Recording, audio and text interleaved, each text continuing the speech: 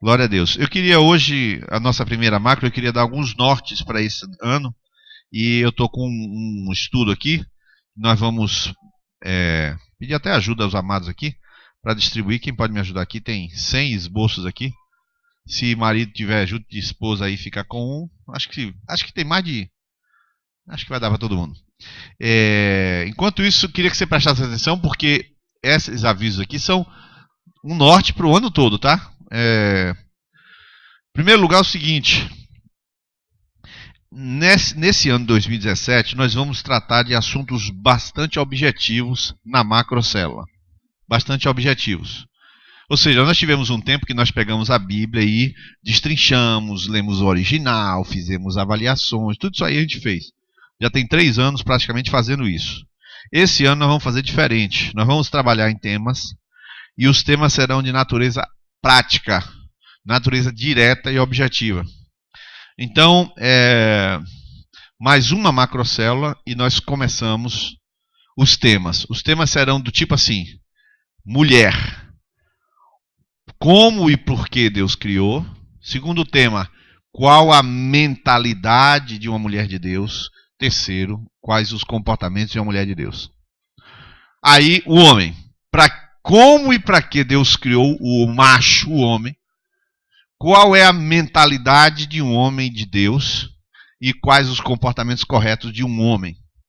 Aí depois, os filhos. Qual é o comportamento correto dos filhos? Como é que eles devem enxergar seus pais? Existe, por exemplo, uma diferença de idade e de geração, mas que nenhum dos dois lida bem com isso de um modo geral. Estou dizendo que nunca, estou dizendo de um modo geral. E os dois precisam entender isso. E depois, a quarto tema, os pais. E aí vem, né? Aí você fala, mas a Fernanda fala, não, mas eu já sou avó, eu quero o tema do avó.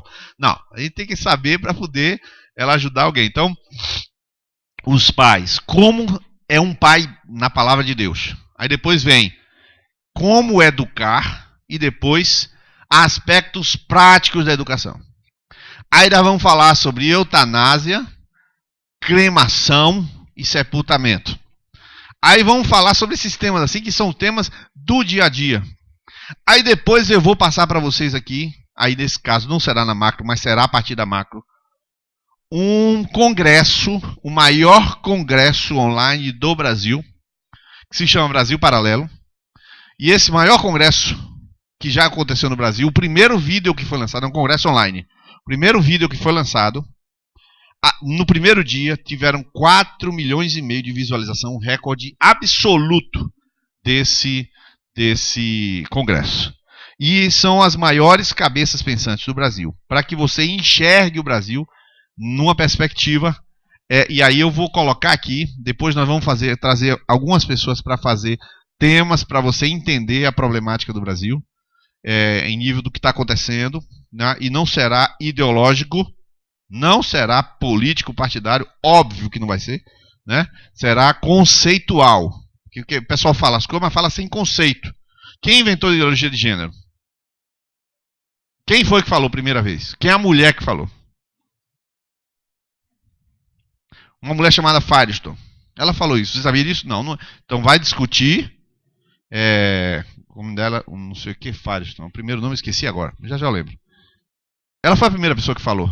Judith Firestone, parece o nome. Só que o problema é o seguinte: a gente vai falando as coisas e não vai entendendo a teoria de qual a origem daquilo ali. Então, a nossa sociedade, a gente convive com coisas sérias e não sabe nem a origem, não sabe nem como lidar com essas coisas. Então a gente vai desde os temas de mulher, de pai, mãe, educação, relacionamento, tudo isso aí, a gente vai trabalhar em termos práticos. Então, quando for falar de mulher, diz mulher, homens, por favor, estejam. O homem não pode falar, não, hoje eu não quero mulher. Ué, você vai ajudar ela a raciocinar quando chegar em casa. E reciprocamente também. Então vai ser assim nesse ano, as macrocélulas de forma bem direta, tá? Outra coisa, eu queria pedir aos irmãos que este ano estivessem sempre orando, seja no almoço, seja na hora de dormir, seja aqui, ou seja nas macrocélulas, se estivesse ganhando, orando para que o Senhor nos dê, para que o Senhor nos permita ganhar vidas para o Senhor. Ou seja, que o Senhor nos conceda vidas. Eu vou dizer por que tem a ver com oração. Se nós não orarmos, o diabo não solta as vidas. O diabo não tem nenhum interesse na conversão de si ou ninguém. E é somente a oração que pode fazer isso. Atos 26, 18 diz: para lhes abrir os olhos, das trevas os converteres à luz, e do poder de Satanás a Deus. Uma pessoa não entende o evangelho, a não ser na hora que Deus queira que entenda o evangelho, pelo poder da oração, pelo poder de Deus. Então não adianta a gente não orar e querer que alguém se converta. Isso não vai existir. Então você ore mesmo o tempo todo, Senhor, aí vai dando os nomes das pessoas, você sabe muito bem os nomes quais são, tá? Outra coisa, nós esse ano vamos levantar presbíteros e diáconos, tá? Pelo menos, eu creio que pelo menos 2 presbíteros, pelo menos 2 diáconos. Um dos diáconos precisa, pelo menos 2 diáconos, precisam assumir aqui uma demanda da celebração, que é muito importante, que é a demanda da gestão da celebração. E tem gente que tem vocação para isso, tem gente que sabe fazer isso, mas que não é diácono, então não foi revestido de uma autoridade reconhecida pela igreja. E com isso a gente tem algumas deficiências. Exemplo, mães e pais sobem lá, crianças sobem e a gente fica com dificuldade de saber quem é responsável por tal tarefa. Não se trata de saber se é uma criança que está subindo ou não, mas se você vê que a criança subindo, você imagina, é o Videirinha Kids, aí o Videirinha Kids imagina, aí ninguém põe a mão e, portanto, a coisa não se organiza. Então, esse ano nós vamos levantar presbíteros e diáconos, e esses presbíteros, no caso comigo, a diretoria lentamente está saindo do seu papel, que é um papel de conselho, para que as funções espirituais fiquem na função presbiterial. E a gente tenha um modelo, como é o modelo bíblico. Os 12 governavam a igreja, não era um só. E então, quanto você tem uma agregação. Em Panambi são 3 presbíteros que estão à frente da igreja lá. Eu estou dando todo o suporte para eles, mas são os 3 que estão lá: João, Guilherme e Jonas. E eles trocam figurinha e como é que trata o caso A, B, C, e a gente assim vai levando. Eu queria pedir mais algumas coisas importantes. Nós precisamos de oração, irmãos, pelos ministérios. Então, ore por ganhar pessoas, mas ore também pelos ministérios. Os ministérios, eles têm uma função precípua. Por exemplo, nós estamos tendo dificuldade com o ministério de louvor. Nós estamos tendo uma dificuldade. Qual a dificuldade? Inúmeras, porque músico parece que, sei lá, o inimigo parece que, né, bota os arcos e flechas assim para tirar. É tipo doença, tipo qualquer coisa desse tipo. E a gente já está com uma dificuldade no Ministério Louvor. Queria pedir oração aos amados para que estivessem orando pelos ministérios, Ministério Social, Ministério do Videirinha Kids. O outro aviso que eu queria dar, consultar vocês, são coisas importantíssimas, é a questão do Videirinha Kids. Eu vou explicar para vocês. A sala maior, aliás, a sala maior não, o Videirinha Kids precisa de 2 televisões e nós vamos fazer uma bancada, vou colocar uma bancada, botar 2 televisões e um ar-condicionado. Porque é o seguinte, eles fecham para poder não subir o som, nem voltar para cá, né? Quando fecha, o calor vai.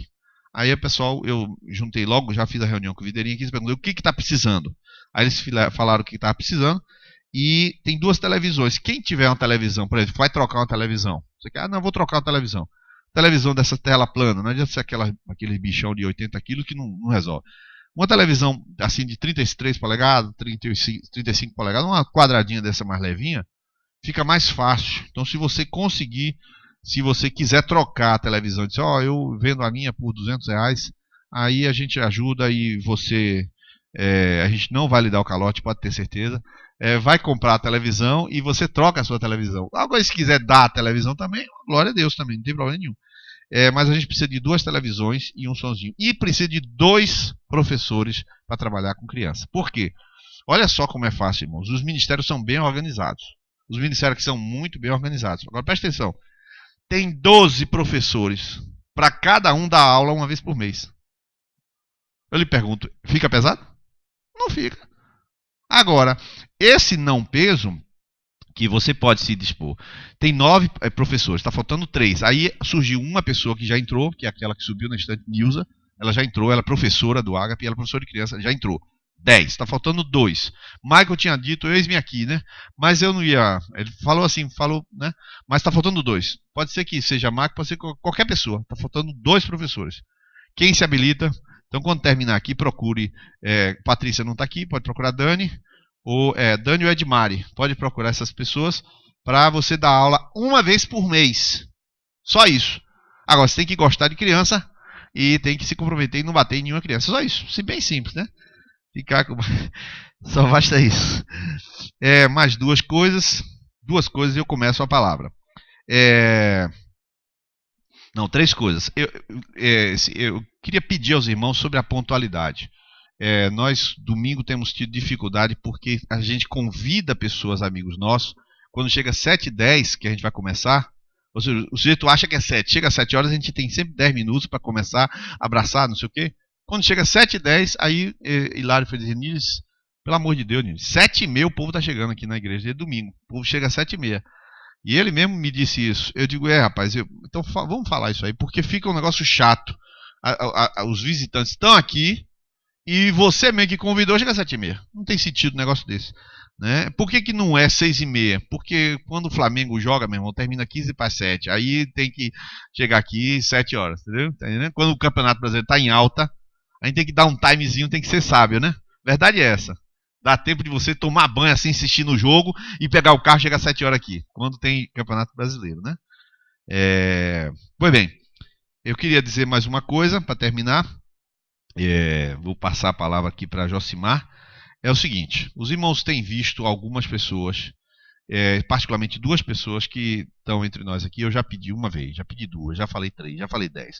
Várias vezes, não só sou eu, Bismarck, Ramon, etc. Falamos. E muitas pessoas têm vindo para perguntar para a gente. São 2 pessoas que postam continuamente foto no Facebook com algum relacionamento de namoro, sei lá o nome que queira dar, e esse relacionamento a gente não tem o menor conhecimento, e mais, a pessoa nem crente é, com as quais essas pessoas estão relacionando. É Robson e Daniel. Todos 2 são batizados. Aí você falou, o quê? Porque o fato de alguém descer as águas não quer dizer que ele vai manter isso até lá na frente. Por isso eu estou falando aqui, tendo falado, eu telefonei e falei, varão, já falou tantas vezes com ele, simplesmente está namorando com a menina descrente, a gente procura saber, foi para a conexão apenas uma vez, sumiu da conexão também. Então eu estou dando esse comunicado para os irmãos porque eu falei pessoalmente com ele. Rapaz, isso não é um bom procedimento. Com isso eu não estou queimando o Robson, eu estou apenas dizendo a vocês que aquele relacionamento não é aprovado e nem aprovável. É claro que não é. O cara encontra uma pessoa na rua, vai namorar, não é crente, e ele é um membro da igreja. Isso não existe. Né? Isso não é procedimento, e foi avisado N vezes, mas ele disse, eu falei com ele de novo hoje, ele targiversou e ficou na mesma. Tá? Então eu estou comunicando, porque quando você vê um negócio, não estou queimando não, tá? Porque eu falei com ele. Mas eu estou falando isso para os amados, para vocês vão entenderem.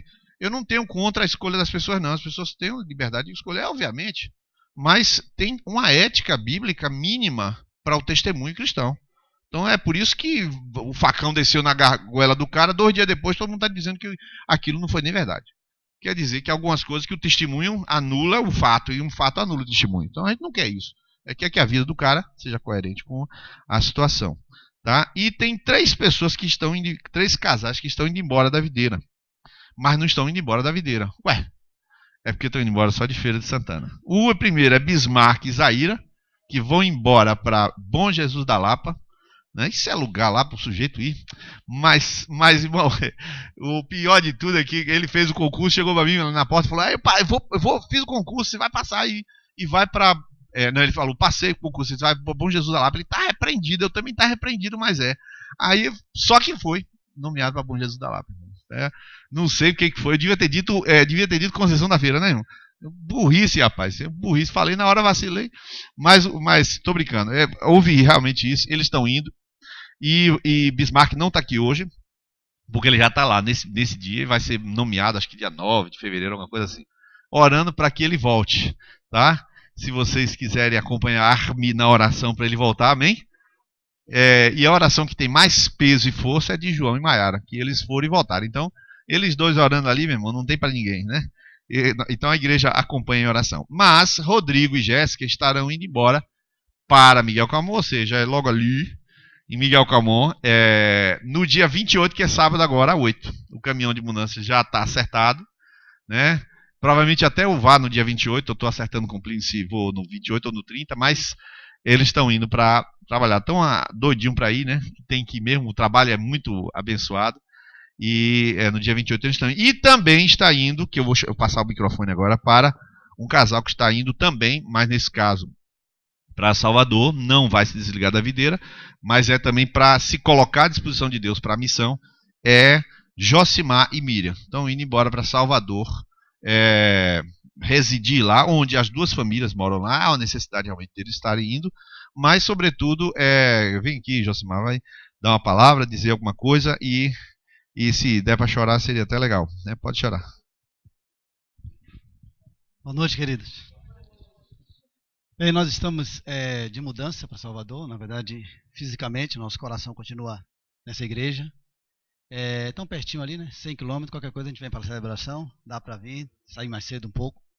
Mas essa decisão, na verdade, já vem sendo trabalhada desde quando a gente chegou aqui, porque a gente deu um tempo no ministério para, como eu falei para alguns, para um ano sabático, e Deus realmente deixou esse tempo durar 6 anos, né? E agora, depois que a outra filha casou, a gente entendeu que é o tempo da gente começar uma nova etapa da nossa caminhada, né? A gente ainda não sentiu-se ainda entregue, a gente ainda acha que tem algumas coisas para fazer. E a gente percebeu que tem um projeto que a gente está querendo já há muito tempo, que a gente já fazia lá em São Bernardo, em São José dos Campos também, que era treinamento de obreiros. A gente participou disso por um bom tempo, 2 anos treinando, depois participando de vários projetos. E a gente vai retomar isso agora a partir de fevereiro. No começo de fevereiro a gente está indo para Salvador, já conseguimos uma casa, e Deus confirmou. Conseguimos uma casa perto do local onde a gente vai trabalhar, do lado da igreja que a gente vai trabalhar, e também conseguiu a casa mobiliada para facilitar as coisas. Para facilitar um pouco, confirmar algumas coisas, Deus tem confirmado isso. E a gente vai estar fazendo um projeto de treinamento de missionários. Vai começar, é um projeto tudo novo, na verdade. A ideia existe, é um desafio muito grande começar um projeto desse para treinar missionários. E é um projeto que a gente vai estender para ajudar não só qualquer igreja em volta, principalmente o trabalho Miguel Calmon, no sertão, onde a gente puder trabalhar. Esse é o nosso alvo que a gente tem. Então a gente tem esse desafio, mas um desafio na vida, começar do zero algumas coisas, porque eu estou ainda terminando o último ano que eu tenho como Reda, né, que eu fui Reda, renovou o contrato, só que no último ano é agora, e eu não sei se eu vou conseguir transferir, está no processo ainda para transferir para Salvador, ou continuar aqui. Quer dizer, se for continuar aqui, eu teria que ficar só 2 dias aqui e voltar para Salvador. Mas ainda isso é um detalhe que não é tão relevante a isso. O que é definido é que a gente vai para Salvador, e Deus está confirmando algumas coisas, estamos contando o coração da igreja, que precisaremos muito nesse processo de adaptação novamente. E também, como o Niles falou, a gente está fazendo essa mudança estrategicamente em Salvador, porque além da base que a gente vai montar lá, é uma questão familiar. Miriam vai estar mais perto da irmã dela, vai poder cuidar mais próximo da irmã dela, e a gente vai estar perto dos parentes lá, que vai poder ter um tempo, que a gente passou muito tempo fora, e a gente vai aliar o trabalho e ao mesmo tempo um apoio com a família. Então eu queria que os irmãos estivessem orando por isso, para que a gente tenha, à medida que for surgindo detalhe, eu vou passando para os irmãos, para a gente poder estar orando sobre isso. Amém? Eu queria só, antes de encerrar, eu queria falar uma coisa que eu acho que a gente precisa colocar isso bem claro hoje.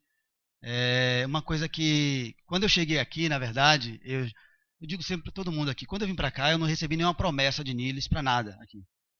Sempre falou, venha, Parão, sempre conhece, sabe, mas na verdade eu fui muito acolhido aqui, e os irmãos sabem, na verdade, que Niles tratou realmente a minha vida de uma forma muito maravilhosa. A igreja tratou, claro, Niles como líder.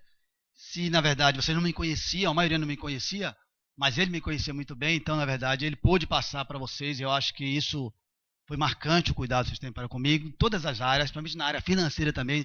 Vocês não lembram que teve um acidente, um período aí, né, com alguém que ficou sem querer dirigir de novo por causa disso, mas foi um acidente e aconteceu, e na verdade a igreja nos ajudou de maneira tremenda.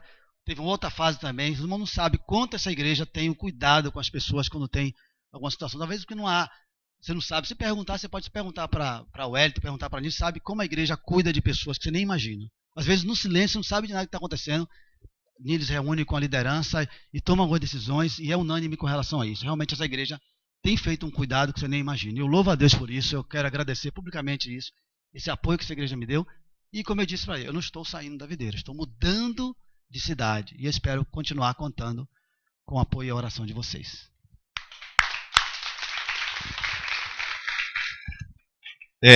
No domingo Bismarck vai falar, porque ele não está hoje aqui, e nós vamos falar para eles domingo, tá? Tanto para Josimar quanto para, enfim, para todos eles. Vamos voltar ao esboço agora, e nós vamos ler juntos. Eu queria fazer um pedido aos irmãos. Como é um esboço de um tema fácil, o tema é fácil, tá?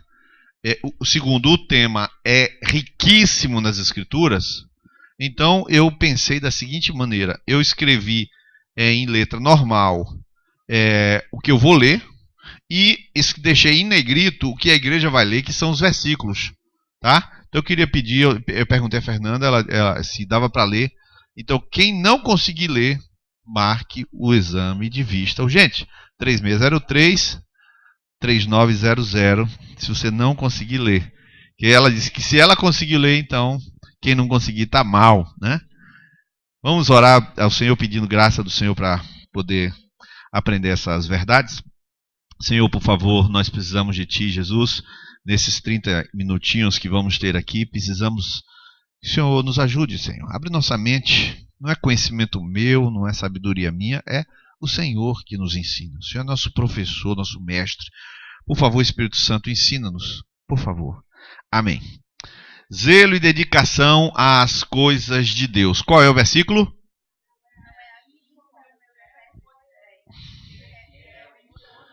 Isso não é nem uma carne de terceiro, irmãos, isso aí.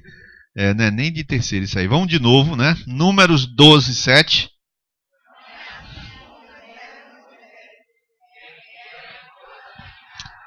O tema zelo e dedicação às coisas de Deus é um tema facílimo de ser achado, de ser encontrado na Bíblia.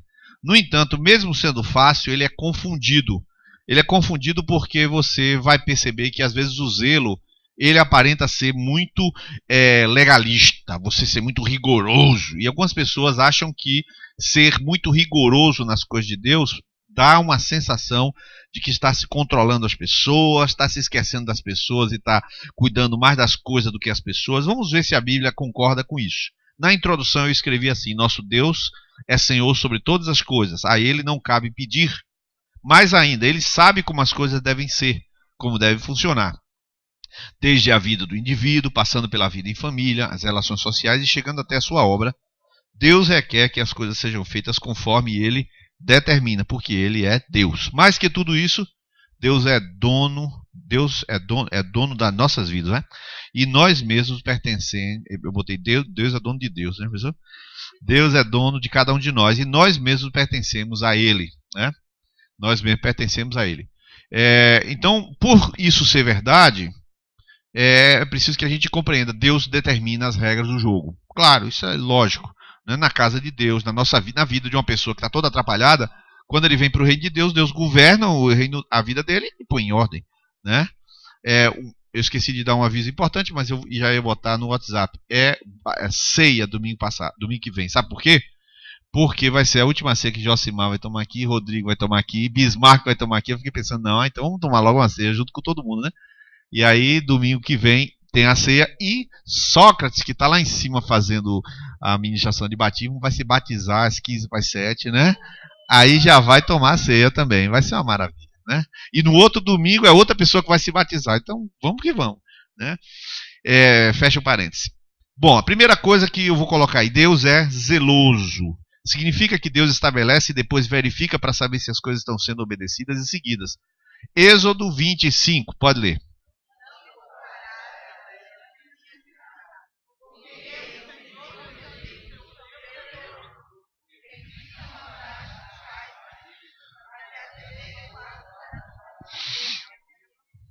São versículos difíceis de entender às vezes por causa da nossa cabeça. Mas Deuteronômio 4:24 diz: um Deus zeloso. E em Naum 1:2 diz o quê?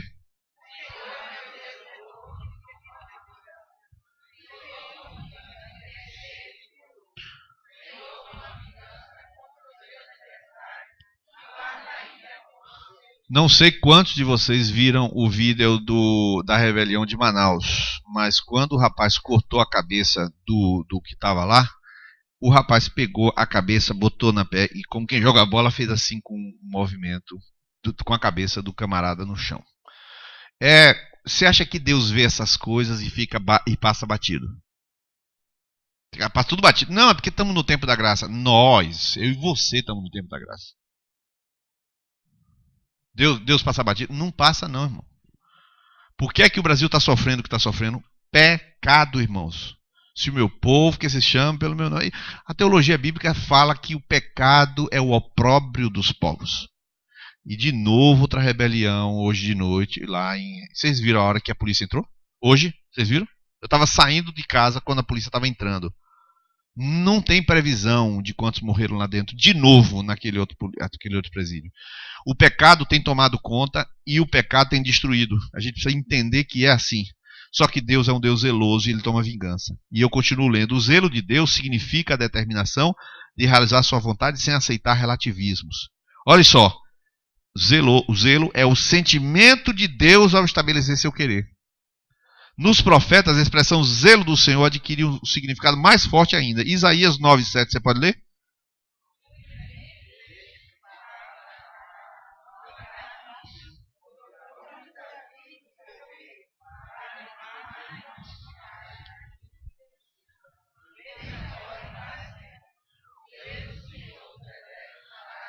Quando fala o zelo do Senhor dos Exércitos, fala, isso significa eu vou fazer. Mais ou menos assim, não é simplesmente eu farei. Não é assim não. Tem um envolvimento emocional. Eu vou realizar o que eu determinei. É nesse sentido que a gente fala o que é o zelo. Depois eu vou explicar isso mais adiante numa expressão grega, zelo, é a expressão grega. Depois, terceiro, com o seu povo Israel. Deus estabeleceu cada detalhe da vida e do culto. Deus mostrou a Moisés o tabernáculo e determinou que fosse feito exatamente conforme o modelo. Cada pessoa trabalhava sob o crivo do modelo que Deus havia mostrado a Moisés. Êxodo 25:9 diz o quê?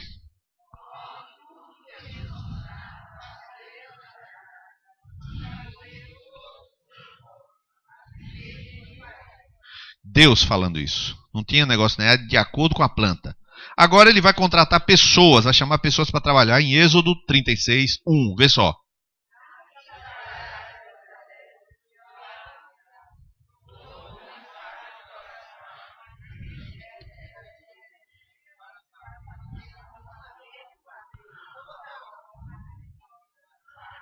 Conforme tudo que o Senhor tinha ordenado.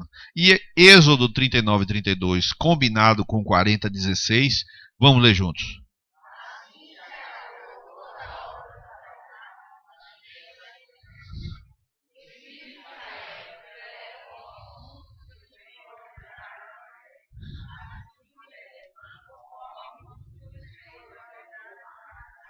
A Bíblia é redundante mesmo. A Bíblia é redundante. Conforme tudo, assim fizeram, assim fez, assim é redundante. Essa redundância é para reenfatizar que Deus, quando dá uma ordem, é a mesma coisa que a gente diz assim, em verdade vos digo. É a mesma coisa. É uma redundância, é um reforço de ideia. E esse reforço de ideia que Deus está falando é porque Deus tem regras. Deixa eu te dizer o que significa isso aqui na igreja. Eu não tenho muito espaço, irmão, para fazer muita coisa aqui não. Eu não tenho muito espaço. Por exemplo, eu vou falar um texto desse aqui. Eu não tenho espaço de escolher o que eu vou pregar, não. Você pode imaginar que eu escolho o que eu vou pregar. Não, querido, eu não escolho. Se Deus não me dá a palavra, eu terceirizo. É assim mesmo. Quando Deus não fala comigo, eu terceirizo. Rafael, você prega aí? E Rafael prega. É assim que funciona. Fernanda, prega aí, porque Deus calou. Deus não falou, é outra pessoa que Deus vai dar a palavra. Não há muito espaço. Eu não posso fazer o que eu quero no louvor, não posso fazer o que eu quero no governo da igreja, não posso tomar decisão. Não posso, porque Deus tem regras. O limite do homem é muito pequeno, irmão. É muito pequeno. Porque Deus quer as coisas do jeito dele. Agora, o difícil é ouvir e morrer antes. Porque se você está morto, aí tudo que ele manda você faz. Porque você não está querendo aparecer. Isso é que é o difícil. Quer ver? Eu vou ler aqui o forte exemplo. Eu queria que uma pessoa lesse. Dessa vez pode ser uma pessoa. Zé, você pode ler?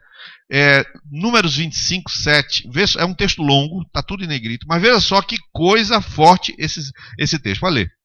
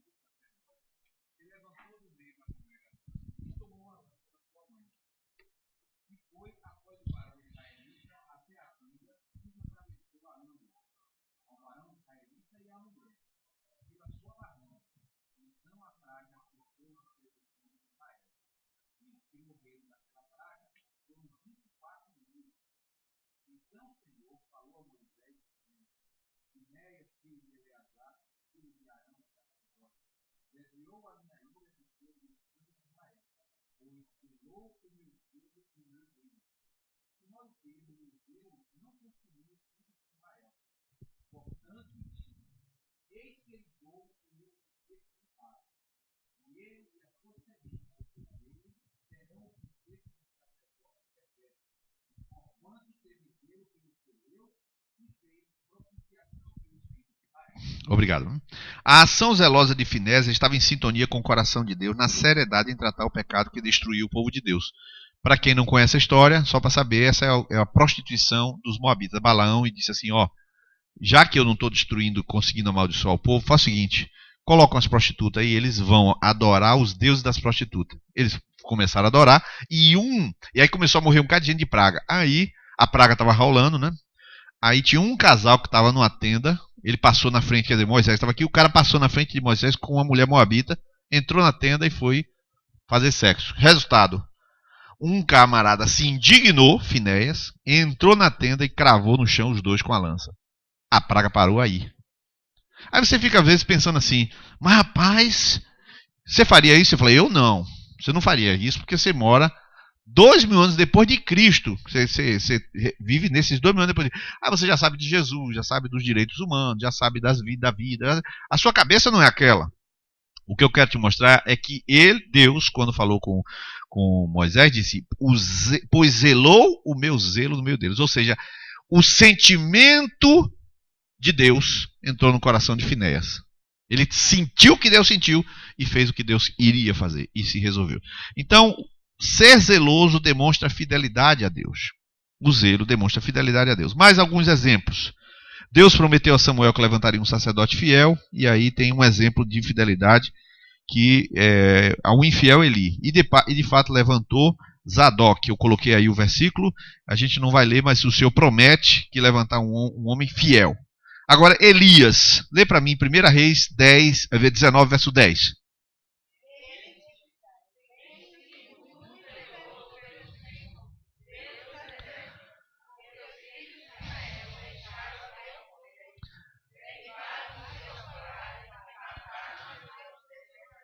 Elias estava indignado, ele estava arrasado, ele estava deprimido, ele estava mal porque pecaram. Ou seja, o sentimento de Deus estava no coração dele. Outra pessoa, Davi, 69:9.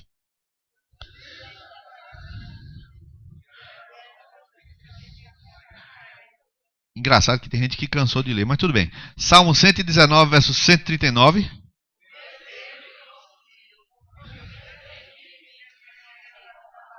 O zelo pela minha casa e o zelo por esquecer a palavra. Irmãos, o cara fica indignado. Essa semana eu fiquei muito feliz que uma pessoa daqui da Videira estava terminando de ler a Bíblia toda no ano. Quer dizer, no ano assim, né? Terminando de ler pela primeira vez. Mas a pessoa lê pela primeira vez. Às vezes você faz perguntas, né, Fernando? Antigamente a gente fazia perguntas. Bíblia, você pegou essa fase de pergunta bíblica na igreja. Irmão, não era pergunta fácil, não. Não era pergunta, não. Era para dizer o nome dos filhos de Amã, todinho. Genealogia completa. Diga genealogia completa de Noé até de Adão a Noé. E dizia todinha, de cabeça, todinha. Hoje pergunta assim: qual foi o profeta que quase foi comido por leão? Elias. É assim, pessoal, Daniel, aí fica aquela que não sabe se é Daniel, ninguém sabe quase mais nada, porque não lê a palavra. E a indignação de Davi, eu estou indignado porque esqueceram da tua palavra. Então, às vezes, a indignação é apenas o que Deus está sentindo, a gente sente junto. Anani, Neemias 7:2 diz o quê?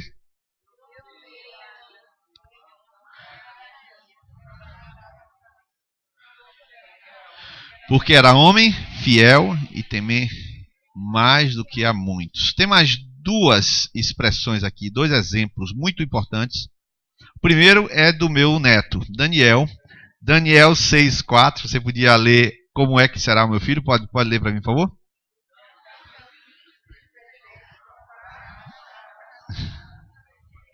Respeito do reino.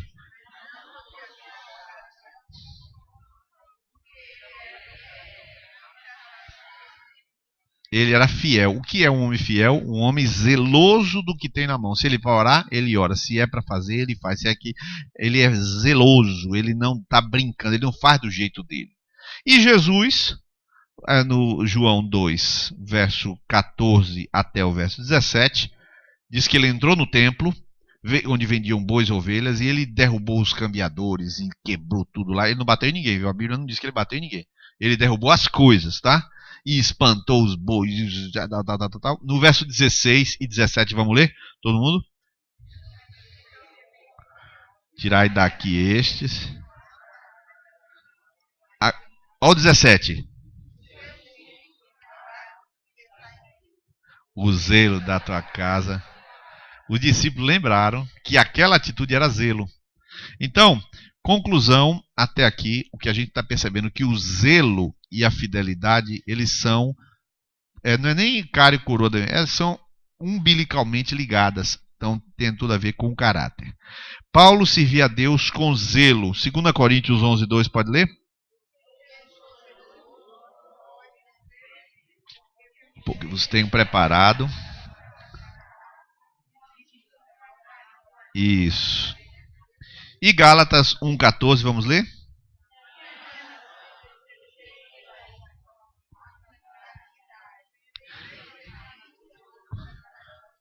Vamos agora falar sobre isso aqui.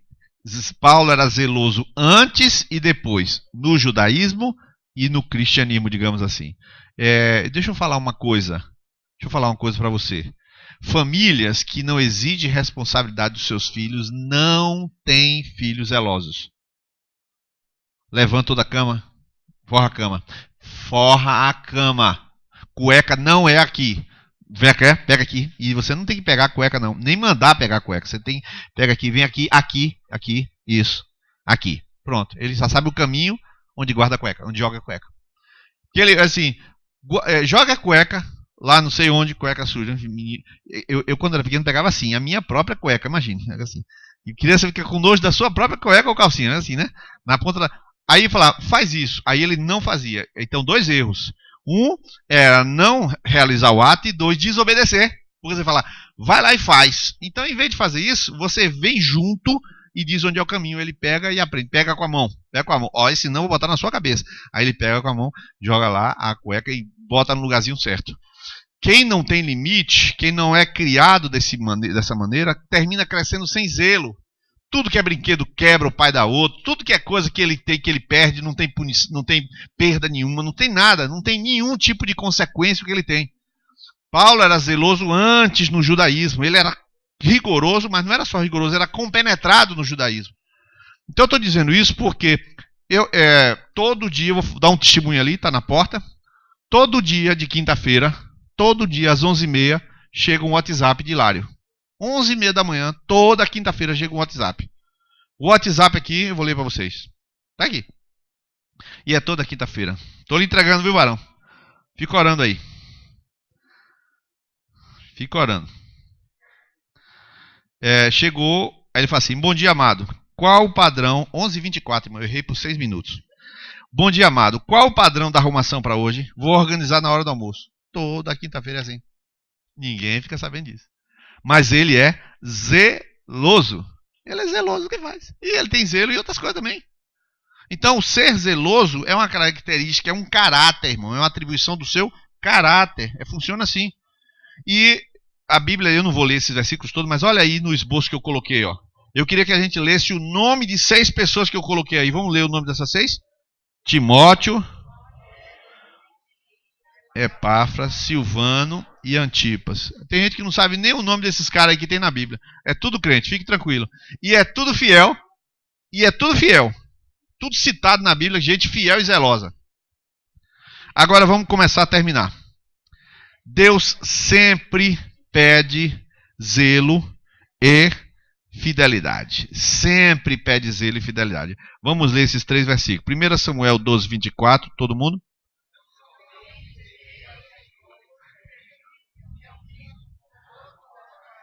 Por quanto? Isso. O Senhor se fez. Perfeito. Agora as mulheres vão ler 1 Reis 2, 4.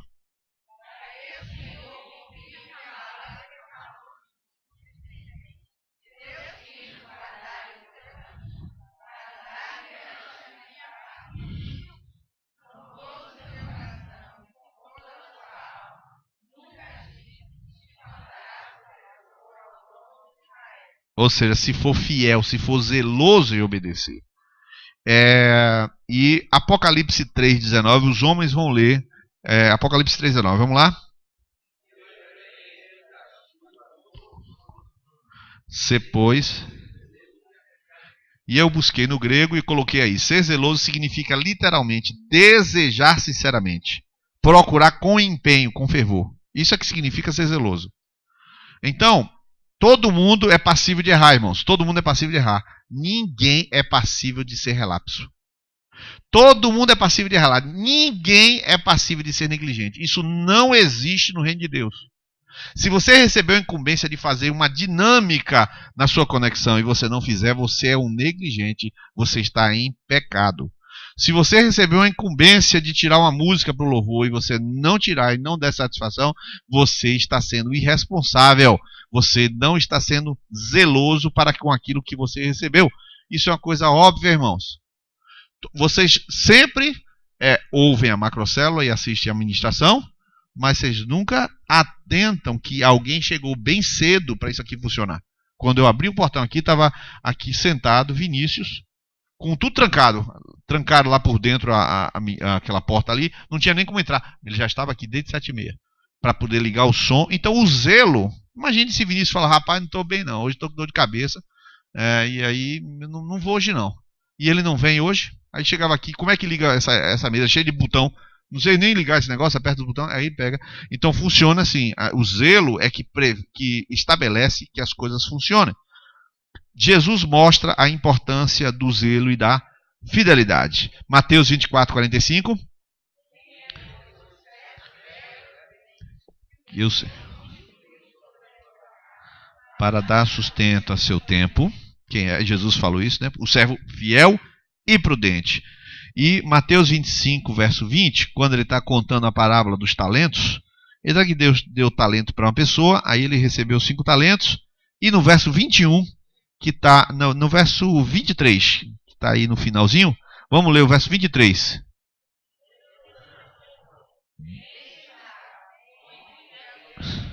Sobre o pouco foste fiel, sobre o muito te colocarei. Entra no gozo do teu Senhor. Deixa eu te falar o que significa fidelidade a Deus. Deixa eu te falar agora de forma mais direta. Deus pode, e Deus pode não, Deus faz. Irmãos, Deus faz assim. Deus levanta as pessoas no seu corpo, através da ação do seu espírito, de maneira totalmente particular. E Deus pode levantar, e normalmente ele vai fazer assim, para intercessão, pessoas em horários específicos para orar. Irmãos, eu já tive N experiências de pessoas que telefonam e dizem, eu estava orando por você e Deus me mostrou isso. Eu estava assistindo uma ministração, agora essa semana, de um pastor lá de João Pessoa chamado Esteve Hernandes, e ele contou, ele era presbiteriano, não pentecostal, e ele disse que ele não sabia o que Deus queria para a vida dele. E um dia ele encontrou uma irmã, ele falou, uma irmã da Assembleia de Deus, que estava orando por ele. E deu uma palavra. Aí, tudo bem, passou um tempão, ele decidiu entregar a igreja. Essa foi a primeira experiência. Mas ele decidiu entregar a igreja. Aí, por quê? Porque tinha acontecido a morte do irmão dele. O irmão morreu subitamente. E Deus não poupou, ficou doente, orou e nada fez. Ele foi entregar a igreja. E fez uma carta para entregar a igreja. Não quero mais saber de ministério, largo tudo, vou-me embora. Só que ele tirou um tempo para orar. Fez a carta e tirou um tempo para orar. E ele foi, então, para um hotel. Aí ficou orando 3 dias. No terceiro dia, chega uma carta na recepção. Aí ele fica lá na recepção. Quando ele vai sair, ele fala, chegou uma carta aqui. Quando ele olhou na carta, aí a carta dizia assim, não faça nada antes de ler essa carta. Aí a pessoa que entregou aqui, disse que o senhor não fizesse nada, que antes de qualquer coisa o senhor lesse essa carta. Aí ele, não só estava escrito, como a pessoa falou. Ele ficou assim assustado. Falei, rapaz, o que foi aquilo? O sujeito abriu a carta. O pastor abriu a carta. E dentro da carta estava escrito assim, não entregue a sua carta. Não renuncie a nada. Não renuncie àquilo que Deus te deu. Não me decepcione. Mais ainda eu como sua ovelha. Assinado, seu pai. O pai dele. estava orando. E Deus falou com o pai dele que o filho dele ia renunciar ao ministério. E o filho foi lá e entregou. O pai do camarada entregou a carta. Disse: eu sou seu pai, mas eu não me decepcione como sua ovelha. Não entregue sua carta. Como é que Deus faz um negócio desse? Deus desperta pessoas para orar de madrugada. Deus desperta pessoas para orar instantaneamente em determinado momento. Eu lhe pergunto, se o camarada não for fiel e zeloso, como é que ele vai orar? Ele vai dizer: foi da minha cabeça. Ele vai dizer isso. Ah, não, fui eu que estou imaginando. Imaginando nada, irmão. Você sai lá, vai para o trabalho, vai para o banheiro do trabalho, vai lá no banheiro, começa a falar em língua e diz: Senhor, em nome de Jesus, se é da minha cabeça eu não sei, mas se é de ti, o Senhor entra com providência, atua na vida dessa pessoa e acabou. Fidelidade a Deus implica em coisas que a gente nem tem ideia, como o som e o microfone, mas também a oração que Deus está levantando você para orar, para interceder por pessoas. Irmãos, as experiências de oração, eu não vou dizer que são infinitas, mas assim, são tantas. Se eu fosse contar tantas experiências, meu avô, as experiências de contar experiências. Eu me lembro uma vez que meu avô ia atravessando para. Eu já contei isso aqui. Ele atravessando para Mata de São João e o carro quebrou. Você se lembra disso? Que o carro quebrou na travessia do trem. O carro simplesmente pifou. Eu contei esse negócio para vocês. E depois que terminou de o trem passar, o cara bateu a chave. O cara ficou com medo de meu avô. Aí, várias experiências, meu avô chegava e contava pra minha avó e falou assim: não era tal hora? Aí ele fez, era. Eu estava de joelho orando por você, Deus mandou levantar para orar. De chegar a levantar, os anjos levantaram minha avó da cama para ela orar, porque ia acontecer tal coisa assim com meu avô. E Deus levantava e falava. Agora, se ela não era zelosa, ela ficava o quê? Ligava a televisão para assistir novela e queria nem saber. Não é assim que funciona. O zelo do Senhor é que faz você atentar para as coisas que Ele quer fazer. E finalizando, somos filhos de um Deus dedicado dia após dia em nos amar. Ele cuida de nós nos mínimos detalhes. Não é justo, honesto e correto tratarmos as coisas de Deus como se fosse coisa qualquer, pois Deus não aceita o nosso pior. Vamos ler esse versículo de Jeremias 48:10? Vamos ler de novo com a mesma qualidade anterior?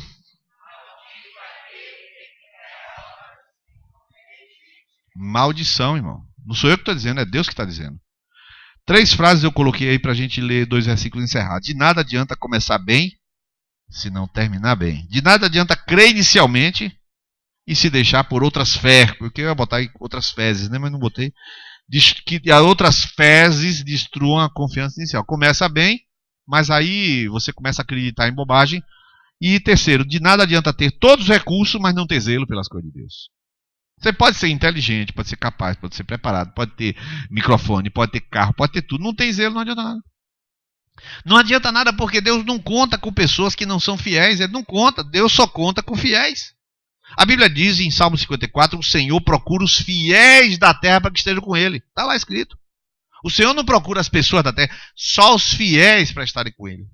Ninguém vê ir lá e vir arrumar as cadeiras. Deus vê. Ninguém vê eu orando. Deus vê. Ninguém vê você se preparando para a ministração na conexão. Deus vê. Ninguém vê você preparando e cozinhando o bolo para levar para a conexão. Deus vê. Deus vê cada ação de cada pessoa. Mas Deus também vê quando você recebe uma incumbência e não faz ou faz mal feito. Deus vê tudo.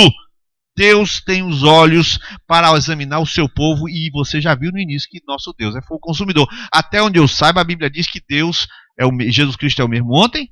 Hoje Deus não mudou, não deixou de ser fogo consumidor, ele continua sendo o mesmo fogo consumidor. Vamos ler Salmo 78, verso 8. Vamos lá? Seus pais, geração.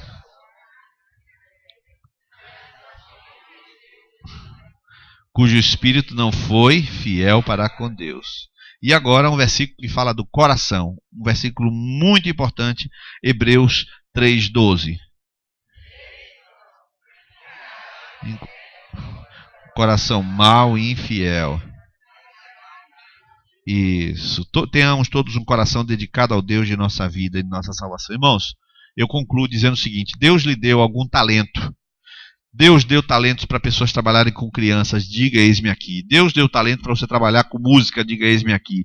Deus deu talento para você explanar a palavra, diga eis-me aqui. Deus deu talento para você consertar as coisas, para você servir. Ah, eu quero tirar esses fios daqui, eu quero ajeitar. Eu tô achando muito feio esses fios. Quem é que a gente fala esse negócio desses fios? Irmão, pode ter certeza, Nilis Alberto não vê os fios não, mas quem cuida de coisas vê esses fios. Rapaz, até hoje eu não entendi aqueles fios pendurados. Parece uma mãe de cobra, serpente pendurada na igreja. Que negócio é esse? A pessoa que vê tudo, vê. O pastor, uma pessoa que está pregando a palavra, não vê esse treco aí. Então, mas aí se você não faz nada, Deus lhe mostrou para quê? Para você não fazer nada? Não existe isso. Então, em nome de Jesus, entenda, aquilo que Deus te deu é um talento. Agora, no dia que Deus chegar, chamar você e falar assim, ô servo bom e fiel, vem cá. Cadê o talento que eu te dei? Falou assim, toma aqui porque eu também não devo nada com o senhor também é muito exigente. Não pense que essa pessoa vai ser salva, não. Aí falou, como é? Ah, não, mas o senhor é isso, o senhor é aquilo, o senhor é muito exigente, mas eu te dei o talento, você fazer o quê? Multiplicar. Eu dei o talento, mas não sei pregar. Sabe pregar sim. Você sabe pregar um pouco, então pega esse pouco e multiplique. Todo mundo sabe fazer alguma coisa, irmão. Este ano de 2017, todo mundo sabe convidar os seus amigos para a celebração. Todo mundo sabe falar de Jesus de algum jeito para a pessoa. A coisa hoje está super fácil falar de Jesus. Porque o cara diz, eu sou gay, então você fala, eu sou crente. É simples assim. Porque antigamente o cara tá no armário e você também tava, né? O cara fala assim, não, rapaz, peraí. Aí você também, rapaz, eu sou crente. Você passou essa fase que você era o único crente da sala? Levante a mão. Quem passou essa fase, o único crente da sala? Aí, pouca gente. Pouca gente, irmão. Pouca gente. O resto tudo, até a banda voou. Tem um monte de crente. Os caras tudo ouvindo Lázaro ali, né? Olha assim, os caras tudo ouvindo de Tales, ouvindo Lázaro, ouvindo tudo. É tudo crente. Agora a vida, né? Só Deus sabe. Agora, mais antigamente, nem isso você era o único crente. E sabe como é que funcionava? Eu sentado na cadeira, tinha a oração, tinha a Ave Maria. Toda segunda-feira, hino nacional e a missa. Aí minha mãe já foi no colégio. O nome da escola, Escola Juiz Pedro Pondé. É daquele filósofo, Luiz Felipe Pondé. Aí a família toda aí. Aí chegou lá na escola e falou assim, meu filho, nós somos crentes e meu filho não participa da missa. Pra quê, irmão? Pra quê? Antes de deixar eu participar e me ensinasse em casa. Irmão, o único da sala que não participava da missa. Eu saía da missa, ia pra missa, eu saía e ficava chorando. Não era chorando porque eu queria Maria, é porque simplesmente eu estava ali discriminar. Quando chegava na sala, o primeiro colega olhava minha orelha e falava, a orelha dele está vermelha. Pronto, eu ficava vermelho, acabou. Aí chorava o dia todo. Era assim, pequenininho, 6, 7 anos, era torturado porque era o único crente, irmãos. Era cada situação que eu vivia. Hoje não existe mais isso não, irmão. Me empurraram para fora do armário e eu sofri. Quer dizer, hoje em dia todo mundo saiu do armário, nem tem mais armário, nem para gay, nem para nada. Então tu vai ficar em armário? Como? Irmão, eu sou crente mesmo, a gente precisa dizer que Jesus é maravilhoso, Jesus transformou minha vida. Ah, eu não acredito em Jesus, ainda bem, você não acredita, mas eu estou vivendo ele, então não tem problema. Pode falar o que você quiser, que hoje está liberado. Então o mínimo que você tem que fazer, é ser zeloso para aquilo que você recebeu. Amém? Quantos desejam ser zelosos no ano de 2017? Amém? Vamos ficar de pé e consagrar nossas vidas ao Senhor hoje, em nome de Jesus. Se você quiser trabalhar, aonde você quiser trabalhar, tem. E o melhor trabalho que existe é o trabalho na conexão. Esse é o melhor que existe. Tá? Você pode se comprometer, irmão, você que é bom cozinheiro ou cozinheira, você pode se comprometer para toda a conexão, a comida ficar por sua conta. Pronto. Entendeu? Você fala, não, comigo é assim, um dia é pipoca, outro dia não sei o que, outro dia não sei o que, se vira aí. Né? Um dia é lasanha, outro dia é bolo de goma, né? Outro dia é